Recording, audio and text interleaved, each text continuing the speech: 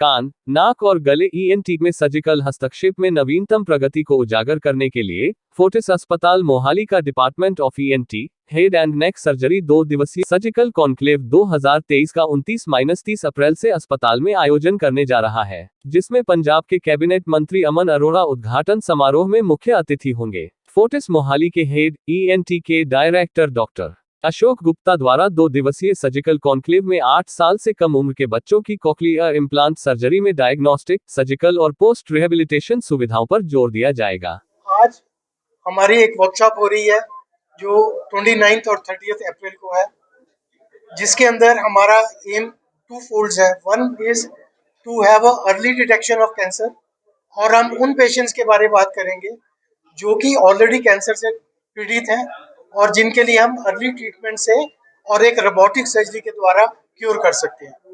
हमारा दूसरा एम है कि हम सर्जिकल रिहैबिलिटेशन उन पेशेंट्स की जिनको नहीं सुनाई देता, जहाँ एक्स्ट्रा ऑकुलर ब्लाइंडनेस है।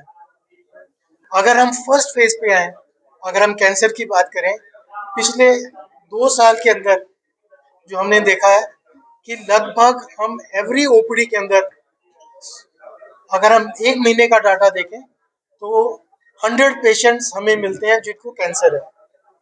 अनफॉर्चुनेट बात है कि 50% पेशेंट्स वो हैं जिनका कैंसर उस स्टेज तक पहुंच चुका है जहां पे ट्रीटमेंट संभव नहीं है। अगर हम कुछ साल पहले की बात करते हैं तो इनके लिए कोई इलाज नहीं था और हम ये कहते थे कि इनका इलाज नहीं है, इनको घर ले जाए, इनकी सेवा करें। रोबोटिक सिस्टम के आने के बाद हमें एक एडवांटेज हुआ कि हम उन केसेस को भी ऑपरेट कर सकते हैं जो पहले इनऑपरेबल थे। अगर हम वर्ल्ड की बात करें, एफडीए फेडरेशन अमेरिका में फर्स्ट टाइम दिसंबर 2009 में मिला for use of robotic surgery in head and neck cancers.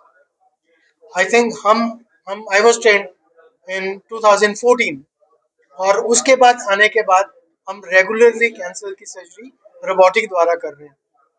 हमने 19 तक, अर्ली 19 तक अप्रॉक्सीमेटली 100 वो केसेस जो कि कैंसर रोबोटिक द्वारा हो सकते हैं उनको ऑपरेट किया। मैम, डे 1 पे हम उन पेशेंट्स की बात करेंगे।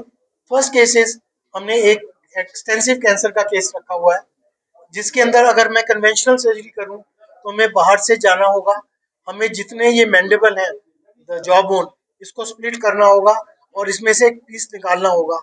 उसके बाद हम अंदर जाके कैंसर को निकाल पाएंगे।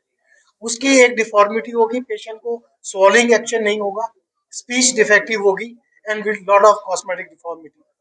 अगर हम यही सर्जरी जो हम डिमॉन्स्ट्रेट कर रहे हैं वो हम 12 बजे शुरू करेंगे और 12 से 1-1:30 बजे तक, 2 बजे तक चलेगा। उसके अंदर हम रोबोटिक के थ्रू जाएंगे।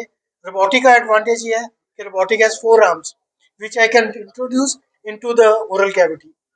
As I showed in the picture, the thickness of the arm is less than my finger. So those fingers can go in and will go into inaccessible areas. जहाँ हम lateral pharyngectomy करते हैं, यहाँ पे एक vessel होती है, carotid artery, which connects the heart with the brain. So हम उसके इर्द गिर्द भी ट्यूमर निकालने में संभव करेंगे। और मोस्ट ऑफ द केसेस अगर सेकेंड स्टेज में आ जाते हैं, stage 1 and stage 2 of cancer, हम रेडिएशन भी अवॉइड कर सकते हैं, जिसको एक लॉन्ग टर्म के लिए हम सेव कर सकते हैं।